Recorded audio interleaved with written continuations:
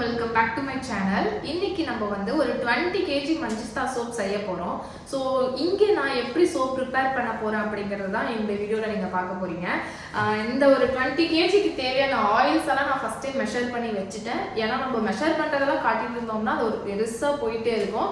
So முன்னாடியே வந்து நான் கால்குலேஷன் போட்டு இந்த 20 kg க்கு தேவையான ஆயில்ஸ் எல்லாத்தையுமே நான் prepare பண்ணி வெச்சிட்டேன். இனி ஒவ்வொண்ணா ஆட் பண்ணி நம்ம சோப் செய்யறதா வேலை. சோ வாங்க சோப் செய்ய போலாம்.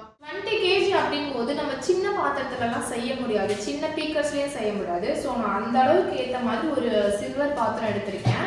ஸோ இதில் தான் வந்து நம்ம இன்னைக்கு அந்த 20 kg மஞ்சிஸ்தா சோப் செய்ய போகிறோம். ஒவ்வொரு ஆயில்ஸாக ஃபஸ்ட்டு ஆட் பண்ணிக்கலாம். இந்த மஞ்சிஸ்தா சோப் அப்படின்னு சொல்லும் போதே நான் எல்லா வீடியோஸ்லையும் ஸ்டூடெண்ட்ஸுக்கும் சரி எல்லாருக்கும் சொல்கிறது என்னன்னா, ஆயில் அதாவது கோகனட் ஆயில் வந்து சும்மா யூஸ் பண்ணாமல் அதை இன்ஃபியூஸ் பண்ணி யூஸ் பண்ணோம் அப்படின்னா இன்னும் நிறைய பெனிஃபிட் வரும்னு சொல்லியிருக்கேன்.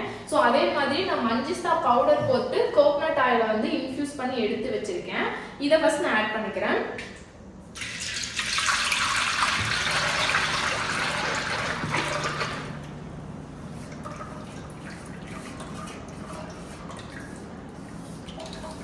ஸோ கோகனட் ஆயில் வந்து உங்களுக்கு எவ்வளோ வேணுமோ அதை விட கொஞ்சம் அதிகமான அளவுக்கு ஆயிலை எடுத்து நீங்கள் என்ன பவுடர்லாம் சோப்பில் போட்டு செய்ய போகிறீங்களோ அந்த பவுடர்ஸை முன்னாடி நாளே வந்து அதில் கொஞ்சமாக ஆட் பண்ணி நல்லா பாயில் பண்ணி எடுத்துக்கோங்க. அதுதான் இன்ஃபியூஷன் மெத்தட். நீங்கள் பிளெயினாக கோகனட் ஆயில் யூஸ் பண்ணுறதை விட இந்த மாதிரி இன்ஃபியூஸ் பண்ணி யூஸ் பண்ணும்போது உங்களுக்கு பெனிஃபிட் பார்த்தீங்கன்னா கொஞ்சம் அதிகமாகவே கிடைக்கும். ஸோ அதுக்காக தான் நம்ம கோகனட் ஆயிலில் வந்து இன்ஃபியூஸ் பண்ணிக்கிறோம்.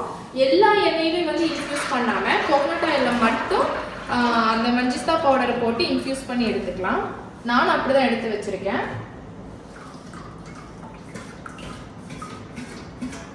ஸோ இந்த எக்ஸஸாக இருக்கிற பவுடரை வந்து ஆட் பண்ணிக்கலாம், அது ஒன்றும் தப்பு இல்லை.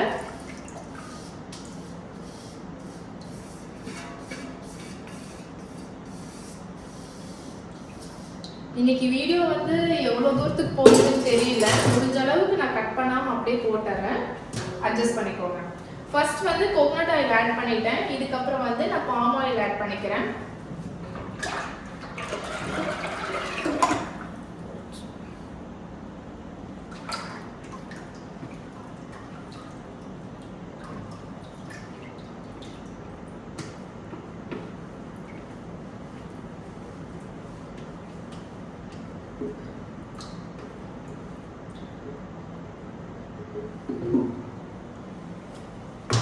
ஓகே, இதுக்கு அடுத்த ஆயில் பார்த்தீங்கன்னா ரைஸ் பிரான் ஆட் பண்ணிக்கிறேன். இது இந்த ரைஸ் பிரான்லாம் நீங்கள் குக்கிங் யூஸ் பண்ணுற ஆயில்ஸே வந்து யூஸ் பண்ணிக்கலாம், ஒன்றும் தப்பு இல்லை. அடுத்த தேர்ட் ஆயில் வந்து நான் ரைஸ் பிரான் ஆட் பண்ணியிருக்கேன். ஒவ்வொரு டைம் நான் இங்கே கடையில் வந்துட்டு சோப் செய்யும் போது நினைப்பேன், சரி இந்த டைம் வந்து இந்த வீடியோ எடுத்து போடலாம் அப்படின்ட்டு. ஆனால் ஒரு நாள் அது எடுக்கிறதுக்கான நேரம் அமைஞ்சதே கிடையாது. ஏதோ இன்னைக்கு தான் நம்ம இந்த வீடியோ எடுக்கிறோம். ரைஸ் பிரான் ஆட் பண்ணிட்டேன். அடுத்து வந்து கேஸ்டர் ஆயில் ஆட் பண்ணிக்கிறேன். இது எல்லாமே 20 kgக்கான அளவுக்கு நான் மெஷர் பண்ணி எடுத்து வச்சுட்டேன்.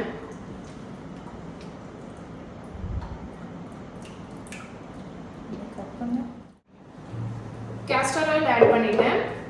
அடுத்து வந்து ஆலிவ் ஆயில் ஆட் பண்ணிக்கிறேன். நான் இன்னைக்கு 2 டைப் ஆயில் ஆட் பண்ணுறேன். ஆலிவ் ஆயிலும் ஆலிவ் பூமேஸ் ஆயிலும் ஆட் பண்ணிக்க போகிறேன். ஸோ உங்களோட எல்லா சோப்ஸ்லையுமே வந்து கொஞ்சமாகச்சும் ஆலிவ் ஆயில் ஆட் பண்ணிங்கன்னா உங்கள் சோப் வந்து நல்லாவே இருக்கும். கொஞ்சம் அஃபோர்டபுளாக கொடுக்கணும்னு நினச்சிங்கன்னா ஆலிவ் ஆயில் யூஸ் பண்ணாமல் ஆலிவ் பூமேஸ் கூட நீங்கள் யூஸ் பண்ணிக்கலாம்.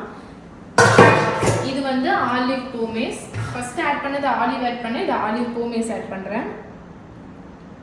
ஸோ நிறைய ஆட் பண்ணணும்னு கூட இல்லை, அட்லீஸ்ட் ஒரு 5% அளவுக்காச்சும் உங்களோட சோப்ஸில் வந்து ஆலிவ் ஆயில் ஆட் பண்ணீங்க அப்படின்னா எல்லா ஸ்கின்னோட டைப்புக்கும் ஆலிவ் ஆயில் நல்லாவே சூட் ஆகும். ட்ரை பண்ணி பாருங்கள்.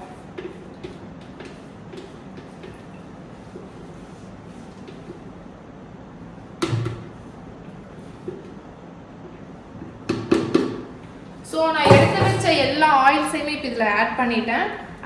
ஆயில்ஸை ஆட் பண்ணிட்டீங்கன்னா அது எல்லாத்தையுமே நல்லா வந்து ஒன்ஸ் மிக்ஸ் பண்ணி விட்டுருவேன். ஏன்னா ஆயில் எல்லாமே நல்லா மர்ஜ் ஆகணும், ஒன்றோட ஒன்றா நல்லா மிக்ஸ் ஆகணுன்றதுக்காக நான் ஃபஸ்ட்டு ஆட் பண்ண எல்லா ஆயில்ஸையுமே வந்துட்டு ஒன்ஸ் நல்லா மிக்ஸ் பண்ணி விட்டுக்க போகிறேன். வீடியோ ப்ளே ஆகுதா? ஓகே, இப்போ அடுத்த ப்ராசஸ் என்ன பண்ண போறோம்னா, இதுக்கு தேவையான இந்த ஹெர்பல் பவுடர்ஸ் வந்து நான் ஆட் பண்ணிக்க போறேன்.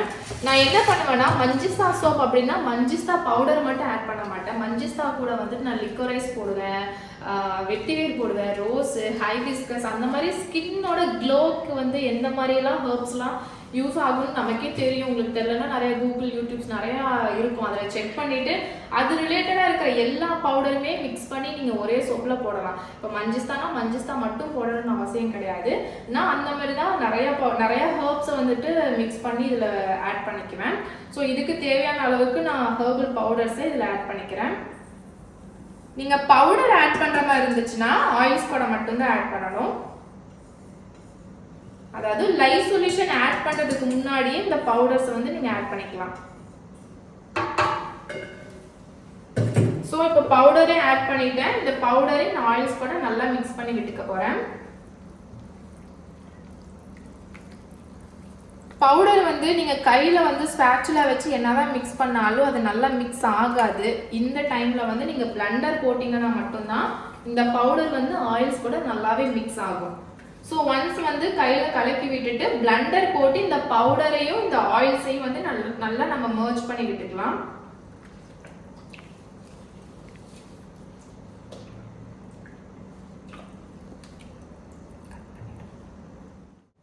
இப்போ நான் வந்து பவுடர் போட்டுட்டேன்னா, இப்போ இந்த டைம் நான் என்ன பண்ண போறேன் அப்படின்னா, இதில் வந்து நான் சால்ட் வாட்டர் ஆட் பண்ணிக்க போறேன். சால்ட் வாட்டர் எதுக்காக ஆட் பண்ணுவாங்கன்னா, சோப்பு வந்து நல்லா ஹார்டாக வரணும், சீக்கிரம் கரையக்கூடாது அப்படின்றதுக்காக. சோடியம் லாக்டைட் ஆட் பண்ணலாம், சோடியம் லாக்டைட் இல்லைன்னா சால்ட் வாட்டர் கூட ஆட் பண்ணலாம். ஸோ நான் இன்னைக்கு வந்து இதில் சால்ட் வாட்டர் தான் ஆட் பண்ணிக்க போகிறேன். இதை வந்து உங்களோட ஆயில்ஸ் கூட ஆட் பண்ணிக்கோங்க. ஏன்னா இது ஆயில்ஸோட, இது வாட்டரில், ஸோ தண்ணியும் போது நீங்கள் லைவ் ஊற்றின பின்னாடி வேறு எதையும் ஆட் பண்ணக்கூடாது. சோடியம் லாக்டேட்டாக இருந்துச்சுன்னா நீங்கள் காஸ்டிக் சோடா லைவ் சொல்யூஷன் கூட ஆட் பண்ணிக்கலாம். இன்னைக்கு நான் சோடியம் லாக்டேட் ஆட் பண்ணலை, ஸோ அதனால சால்ட் வாட்டர் ஆட் பண்ணுறேன். ஸோ சால்ட் வாட்டர் அப்படிங்கும்போது உங்களோட ஆயில்ஸ் கூடயே வந்து நீங்கள் ஆட் பண்ணிக்கலாம். இப்போ நம்ம ஆட் பண்ண இந்த சால்ட் வாட்டர் வந்து தண்ணி, அதாவது தண்ணி வந்து ஆயில் கூட செப்பரேட் ஆகி தான் நிற்கும். இதை வந்து நம்ம மர்ஜ் பண்ணணும். ரெண்டாவது நம்ம ஆட் பண்ண இந்த பவுடர்ஸும் வந்து சின்ன சின்ன லம்ஸாக வந்து உள்ளே இருக்கு. ஸோ அந்த லம்ஸை வந்துட்டு நம்ம மர்ஜ் பண்ணுறதுக்காக இப்போ பிளண்டர் போட்டு இதை நான் ஒன்றா மர்ஜ் பண்ண போகிறேன். ஸோ 20 kg பண்ணுறோம் அப்படின்றதுக்காக பெரிய சைஸ் பிளண்டரோ, பெரிய சைஸ் ஸ்பேச்சுலாவோ, பெரிய சைஸ் எதுவுமே நான் யூஸ் பண்ண மாட்டேன். ஆஸ் யூஷுவல் நம்ம சின்னதாக எது யூஸ் பண்ணுறோமோ அதே வந்து இதுக்கு யூஸ் பண்ணிக்கலாம். நம்ம எந்த பக்கத்தில் வந்து அதை மிக்ஸ் பண்ணுறோம் அதெல்லாம் தான் பழகிக்கணும். ஸோ நீங்கள் சின்ன பிளண்டராக இருந்தாலும் சரி 20 kgக்கு நீங்கள் தாராளமாக யூஸ் பண்ணலாம். நான் இப்போ ஆட் பண்ண அந்த சால்ட் வாட்ரு, பவுடர்ஸ், ஆயில்ஸ் அது எல்லாத்தையுமே ஒன்றா மர்ஜ் பண்ணுறதுக்காக பிளண்டர் போட்டுக்கிறேன். இன்னும் லைவ் சொல்யூஷன் நான் ஆட் பண்ணலை.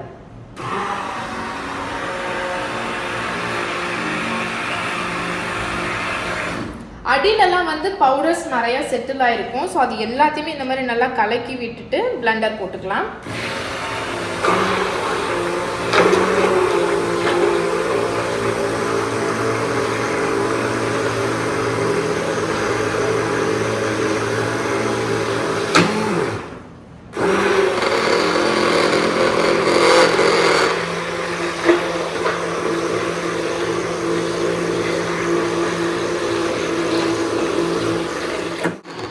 ஸோ இப்போ வந்து நான் எல்லாத்தையும் நல்லா மர்ஜ் பண்ணிட்டேன். நல்லா பிளண்டர் போட்டு இந்த பவுடரு, சால்ட் வாட்டர் அது எல்லாத்தையுமே நல்லா மர்ஜ் பண்ணிட்டேன். அடுத்து வந்து நம்ம லைவ் சொல்யூஷன் ஊற்ற வேண்டியது தான். ஸோ இது இருக்கட்டும். இப்போ லைவ் சொல்யூஷனும் பார்த்தீங்கன்னா நான் முன்னாடியே வந்து ப்ரிப்பேர் பண்ணி வச்சுட்டேன். இது வந்து ஃபில்ட்ரு பண்ணி இதில் ஆட் பண்ணிட்டோம் அப்படின்னா ஆட் பண்ணிவிட்டு நம்ம மிக்ஸ் பண்ண ஆரம்பிச்சிடலாம். ஸோ நம்ம வந்து லைவ் சொல்யூஷன் ரெடி பண்ணி வச்சுருக்கோம் இல்லையா, இதை இப்போ தூக்கி நம்ம ஆயில்ஸில் ஆட் பண்ணிக்கலாம். நீங்கள் கண்டிப்பாக எப்படின்னா லைவ் சொல்யூஷன் ஆறின பின்னாடி தான் ஆட் பண்ணணும். ரெண்டுமே வந்துட்டு நார்மல் ரூம் டெம்பரேச்சரில் இருக்கணும். அப்படி ஒரு வேளை லைவ் சொல்யூஷன் சூடாக இருந்துச்சு அப்படின்னா வெயிட் பண்ணுங்க, வெயிட் பண்ணி பொறுமையாக செய்யுங்க. ஸோ லைவ் வந்து ஆயில்ஸில் ஆட் பண்ணும் போதும் ஃபில்டர் யூஸ் பண்ணி தான் ஆட் பண்ணணும். இப்போ நம்ம வந்து லைவ் சொல்யூஷன் ஆட் பண்ணிக்கலாம். பொறுமையாக பார்த்து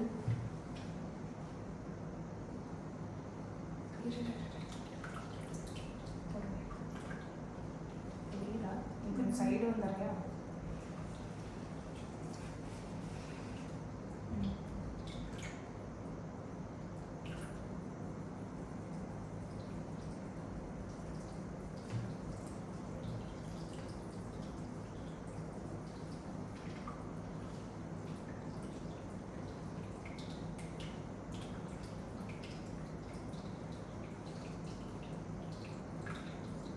ஸோ கரையாத பார்ட்டிகல்ஸ் ஏதாச்சும் டஸ்ட் இருந்துச்சு அப்படின்னா இந்த ஃபில்டர்லேயே நமக்கு வந்துடும்.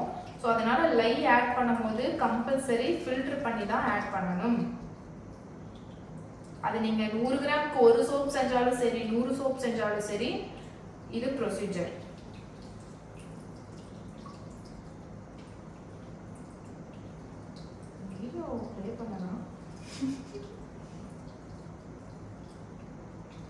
ஸோ லைவ் சொல்யூஷன் ப்ரிப்பேர் பண்ணும்போது தான் நமக்கு மாஸ்க் வந்து கம்பல்சரியாக தேவைப்படும். ப்ரிப்பேர் பண்ண பின்னாடி ஆட் பண்ணுறதுக்குலாம் க்ளவுஸ் போட்டிருந்தா போதும், மாஸ்க் தேவையில்லை.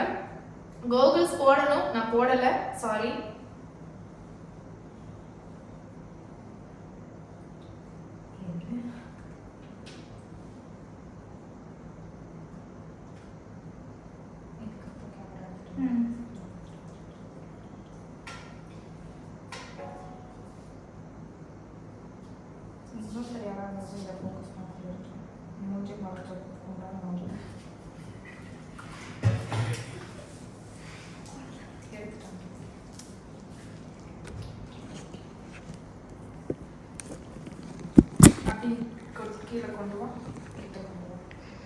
ஸோ இது பார்த்தீங்கன்னா இது கரையாத பார்ட்டிகல்ஸு. ஸோ இதுக்கெல்லாம் வந்து நம்ம இதுக்காக தான் ஃபில்டர் பண்ணுறோம்.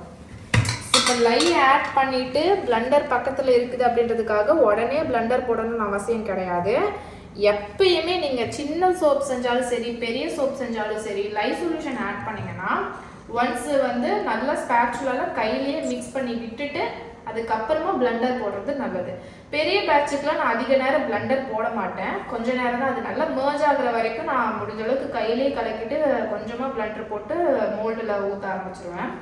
ஏன்னா நம்ம நிறையா பண்ணும்போது ஊற்றுறதுக்கு லேட் ஆச்சு அப்படின்னா பேட்டர் வந்து சீக்கிரமாக ஹார்டாக ஆரம்பிச்சிடும், பாத்திரத்துலேயே ஒட்டிக்கும். ஸோ அதனால அதிக நேரம் பெரிய பேட்சுக்கு பிளண்டர் போட தேவையில்லை.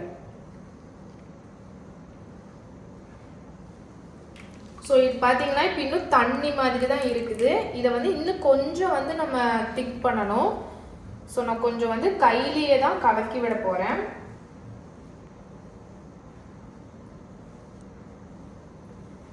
ஃபஸ்ட்டு இது ஊற்றும் போது ஒரு கலர் இருந்துச்சு, இப்போ லைவ் சொல்யூஷன் ஊற்றின பின்னாடி இதோட கலர் வந்து டார்க் ஆகிட்டே போகுது. இல்லையா ஆகுதா? சரி ரெக்கார்ட் ஆகுதா?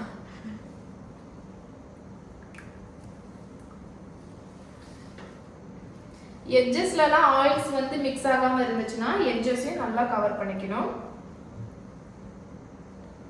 ஸோ இப்போ வந்து கன்சிஸ்டன்சி கொஞ்சம் சேஞ்ச் ஆகிற மாதிரி ஃபீல் ஆகுது. இந்த டைம் வந்து நான் பிளண்டர் போட்டுக்க போகிறேன். ரொம்ப நேரம் போட மாட்டேன், கொஞ்சமாக அடியிலிருந்து நல்லா மிக்ஸ் பண்ணி விடணும்.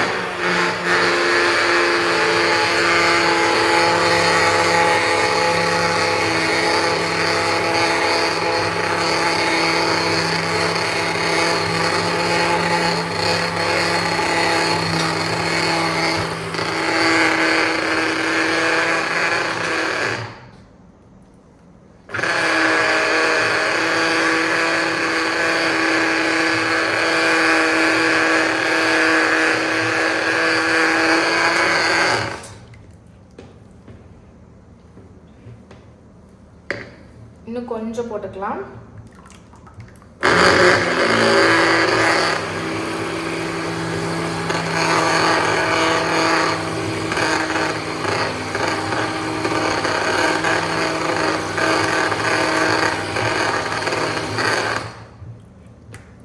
ஸோ அவ்வளோதான். இதுக்கு மேலே நான் பிளெண்டர் போட்டு நல்லா கலக்கிட்டே இருந்தேன்னா என்னோட பேட்டர் வந்து இன்னும் ஹார்டாக ஆரம்பிச்சிடும், என்னால் மோல்டில் ஊற்ற முடியாது. ஸோ இதுக்கு மேலே நான் பிளெண்டர் போட மாட்டேன். ஒன்ஸ் அது ரெண்டையும் நல்லா மர்ஜ் பண்ணி விடுறதுக்காக தான் இப்போ பிளெண்டர் போட்டுச்சு. இப்போ கொஞ்சம் வந்து கையிலே நல்லா மிக்ஸ் பண்ணிவிட்டு எசென்ஷியல் ஆயில் ஆட் பண்ணிடலாம். கன்சிஸ்டன்சி பாருங்கள், ஃபஸ்ட்டு இருந்ததுக்கு இப்போ கொஞ்சம் வந்து வாட்டரியாக தான் இருக்கும், ஆனால் அது நல்லா பிளெண்டான ஃபீல் வந்து எனக்கு தெரியுது. ஸோ பல்காக பண்ணும்போது நீங்கள் இட்லி மாவு கன்சிஸ்டன்சி வரைக்கும் வர வச்சுட்டு நீங்கள் ஊற்றுனீங்கன்னா ரொம்ப சிரமம், சீக்கிரமாக வந்துட்டு பேட்டர் ஹார்டாக ஆரம்பிச்சிடும்.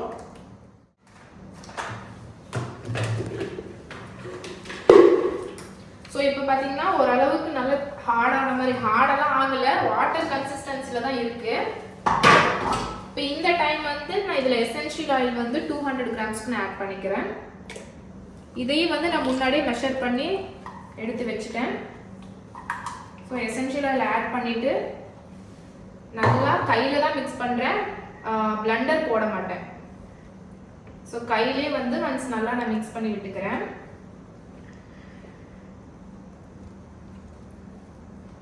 ஸோ இப்போ பார்த்தீங்கன்னா பேட்டர் திக்காக ஆரம்பிச்சிடும். ஸோ இதுக்கப்புறம் வேலையெல்லாம் கொஞ்சம் நம்ம ஃபாஸ்ட்டாக தான் செஞ்சாகணும். ஸோ முன்னாடியே வந்து நான் மோல்டுக்கு வந்து இந்த மாதிரி பேப்பர் போட்டு வச்சுட்டேன்.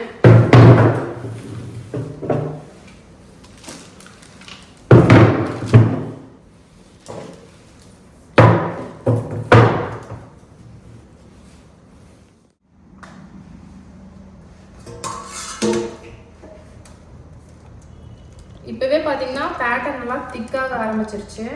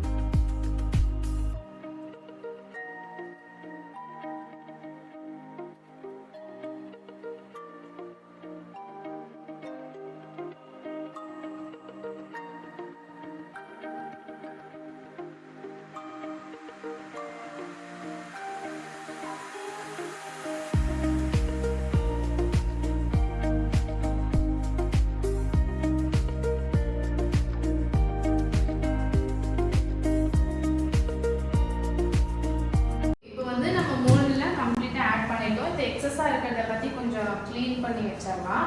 இப்போ இது நான் வந்து 20 kg சொன்னேன்ல, இந்த மோல்டு வந்து நானாக கஸ்டமைஸ் பண்ணனால 5 kgக்கு மேலே தான் இருக்கும். ஸோ இது மூணுலேயே பார்த்தீங்கன்னா எப்படியும் ஒரு 5 போட்டால் 15 ஆச்சு, இல்லை 15க்கு மேலேயே தான் இருக்கும். ஸோ அது போக பேலன்ஸ் இருந்தது என்னோட இந்த 1 kg மோல்டில் வந்து எனக்கு ஒரு 2.5 மோல்டு வந்து எனக்கு கிடச்சிருக்கு.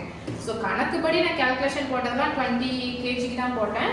ஸோ இந்த மோல்டோட கெப்பாசிட்டி வந்து 5 kgக்கு மேலே இருந்தனால இதில் 3 மோல்டு வந்து பெருசாக கிடச்சிருக்கு, ப்ளஸ் 2.5க்கு நமக்கு சின்ன மோல்டில் கிடச்சிருக்கு. ஸோ அவ்வளோதான். இதுக்கு மேலே வந்து நான் ஐபிஎல்லாம் யூஸ் பண்ண மாட்டேன், நான் அப்படியே விட்டுருவேன். ஐபி யூஸ் பண்ணலாம், நான் பண்ணலை.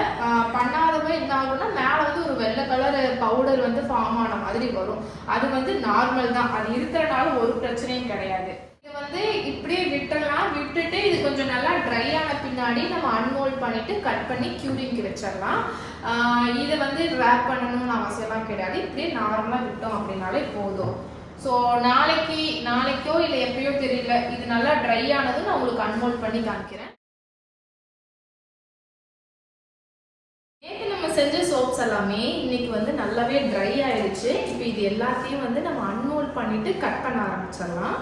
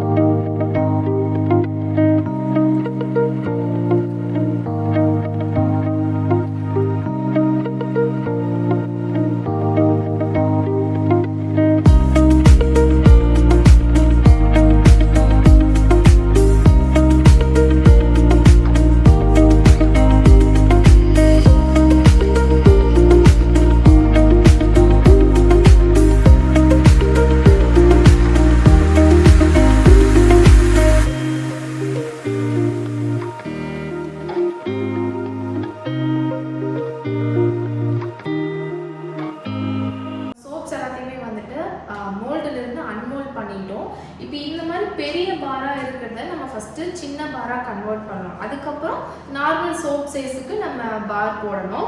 ஸோ இதை கட் பண்ணுறதுக்கு நான் என்ன யூஸ் பண்ணுவேன்னா ஸ்லாப் கட்டர் வந்து யூஸ் பண்ணுவேன். ஸோ இந்த மாதிரி ஒரு ஸ்லாப் கட்டர் ஃபஸ்ட்டு யூஸ் பண்ணி இதை சின்ன சின்ன பாராக கன்வெர்ட் பண்ணிவிட்டு அதுக்கப்புறமா இந்த சோப் கட்டர் வச்சு நம்ம இதை கட் பண்ணிக்கலாம். ஓகே, ஃபஸ்ட்டு இதை எப்படி கட் பண்ணணும்னு பார்த்துக்கலாம். அடியில் இந்த மாதிரி ஒரு ஷீட் வச்சுட்டோம் அப்படின்னா அது இது இப்படி ஸ்லைட் பண்ணணும். அப்போ வந்து இது பார்ட்டிஷன் வந்து விழுந்துடும். ஸோ அதனால் அடியில் வந்து ஒரு பேப்பர் போட்டுக்கணும். ஸோ இங்கே வந்து அட்ஜஸ்ட்மெண்ட் இருக்கும். உங்களோட சைஸ், உங்கள் சோப்போட சைஸுக்கு ஏற்ற மாதிரி நீங்கள் இதை வந்து மாற்றி வச்சுக்கலாம். ஸோ ஃபஸ்ட்டு வந்து வச்சுட்டு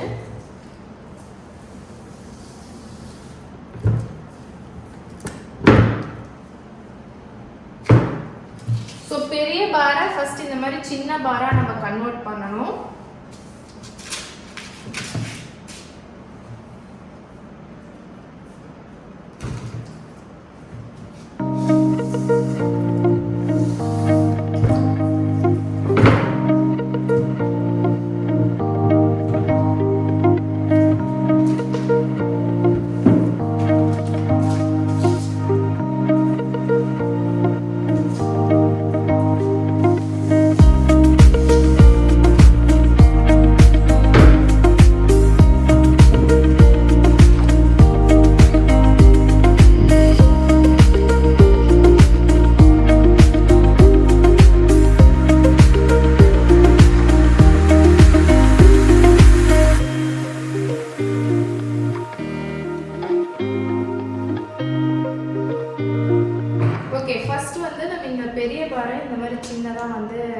கட் பண்ணிட்டோம்.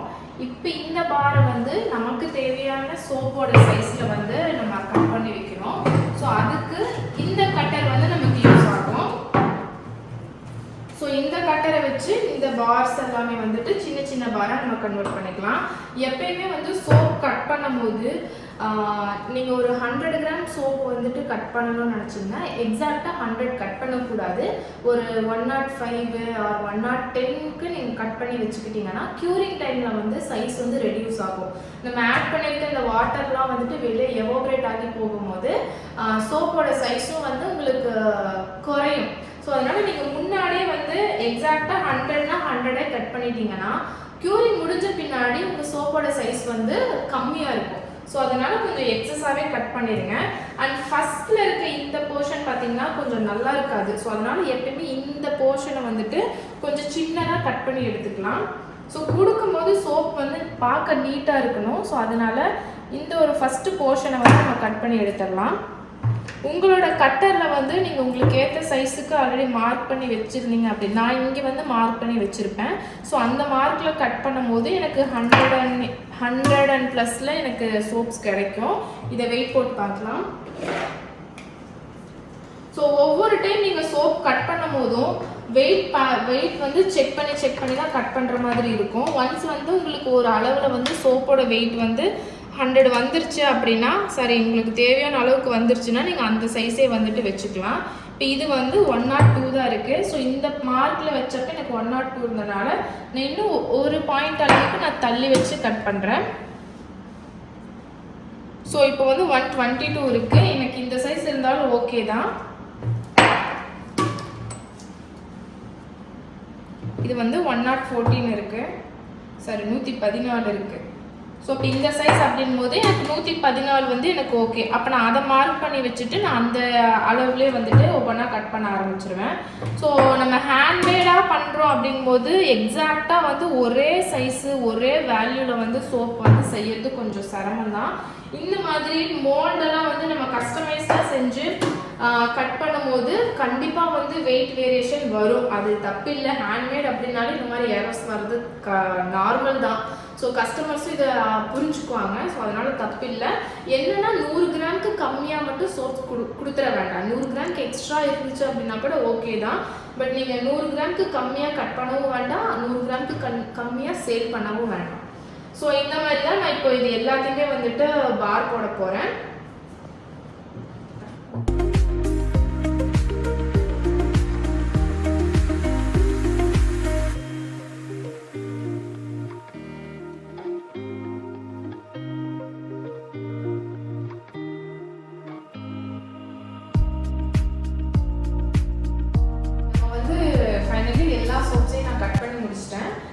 பண்ணதுல எனக்கு இந்த மாதிரி வேஸ்டேஜ் ஸ்கிராப்ஸ் போக எனக்கு டோட்டலாக 180 சோப்ஸ் வந்து கிடைச்சிருக்கு. ஸோ நம்ம எக்ஸாக்டாக 100 கிராம்ஸ்ல கட் பண்ணிடணும் அப்படின்னா 200 சோப்ஸ் கிடைச்சிருக்கும். நம்ம வந்து கொஞ்சம் ஒரு சோப்பு அப்படின்னாலே 115 120 அந்த மாதிரி கொஞ்சம் வெயிட் வேரியேஷன் வரனால அப்படி இந்த வேஸ்டேஜும் போக எனக்கு அரௌண்ட் 180 சோப்ஸ் வந்துட்டு இந்த 20 kgல எனக்கு கிடைச்சிருக்கு. ஸோ இந்த மாதிரி நீங்கள் நார்மலாக கட் பண்ணிவிட்டு இப்போ நான் என்ன பண்ணுவேன் அப்படின்னா க்யூரிங்க்கு விட்டுருவேன். அது மேலே அடுக்கி வச்சுட்டு 45 days 30 to 45 days கழிச்சு பேக் பண்ணிவிட்டு சேல்ஸுக்கு கொண்டு வந்துட வேண்டியதான். ஸோ இப்போ இந்த டைமில் வந்து பேக் பண்ணணும்னு அவசியம் கிடையாது. நார்மலாக கோல்ட் ப்ராசஸ் செஞ்சோம் அப்படின்னா அதுக்கான க்யூரிங் டைம் விட்டுறதுக்கு நார்மலாக ஃபேன் காத்து கடையில் ஓப்பனாகவே இருக்கணும். இதை வந்து நீங்கள் பேக் பண்ணணும்னு அவசியம் கிடையாது. நார்மலாகவே வச்சுட்டு க்யூரிங் டைம் முடிஞ்ச பின்னாடி பட்டர் ஷீட் போட்டு ரேப் பண்ணிவிட்டு நம்ம சேல் பண்ணிக்கலாம். ஸோ இப்படி தான் நான் இங்கே வந்து இந்த மாதிரி சோப்ஸ் எல்லாம் செஞ்சிட்ருக்கேன். அண்ட் இதுதான் உங்க கூட ஷேர் பண்ணிக்கணும்னு நினச்சேன். அண்ட் அவ்வளோதான் முடிஞ்சு. ஸோ இந்த வீடியோ பிடிச்சிருந்துச்சுன்னா மறக்காமல் நம்ம சேனலை லைக் பண்ணுங்கள், ஷேர் பண்ணுங்கள் அண்ட் சப்ஸ்கிரைப் பண்ணுங்கள். அண்ட் எப்பயும் சொல்கிற மாதிரி உங்களுக்கு ஏதாச்சும் ஒரு சோப்ஸோடது இல்லை ஏதாவது ஒரு ப்ராடக்டோட மேக்கிங் தெரிஞ்சுக்கணும் அப்படின்னா எனக்கு கமெண்ட் பண்ணுங்கள், இல்லாட்டினா இன்ஸ்டாகிராமில் டிஎம் பண்ணுங்கள். என்னால் முடிஞ்ச அளவுக்கு சீக்கிரமாக அந்த வீடியோஸும் போட பார்க்குறேன். அண்ட் தேங்க்ஸ் ஃபார் வாட்சிங்.